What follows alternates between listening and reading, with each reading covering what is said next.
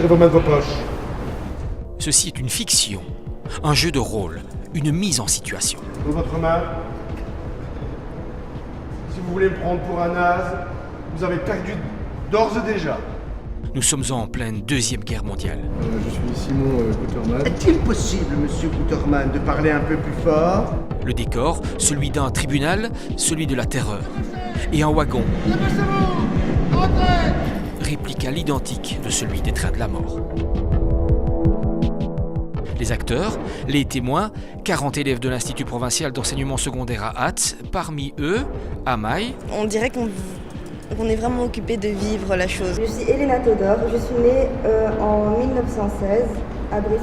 Oui, vous êtes tzigane, n'est-ce pas? Et Thomas. Je suis Paul Sakowski, je suis né à Bressow en 1920. Monsieur Sakowski, toutes nos excuses. Vous êtes, comment dirais-je, un exemple à suivre. On n'ose pas trop parler. C'est vraiment très compliqué. Félicitations pour tout ce que vous avez déjà fait. Vous avez offert vos services à l'administration du camp.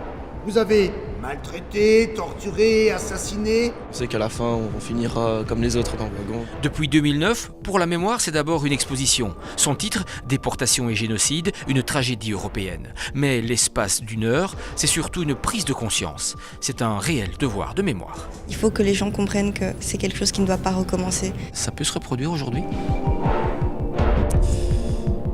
Sincèrement, j'espère que non. Des images chocs comme ça montrent que c'est pas des choses à faire et que personne ne pourrait vivre ça maintenant et que personne ne doit vivre ça maintenant. Oui, il y a un message à faire passer, il y a une unité, il y a une histoire qu'on doit conserver, faire partager. Les gens doivent savoir ce qui s'est passé. Je dirais, faudrait que tu ailles voir cette exposition parce que c'est vraiment bien, ça apprend beaucoup de choses. Et je pense que j'aurai beaucoup plus de recul par rapport à certaines blagues que certains font.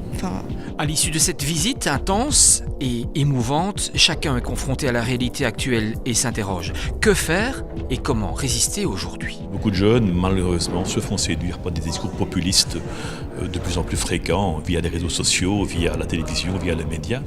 Et c'est une grande crainte pour nous et c'est pour ça que nous redoublons de vigilance et d'efforts pour les guider et leur apprendre le passé pour qu'ils puissent avoir un avenir serein.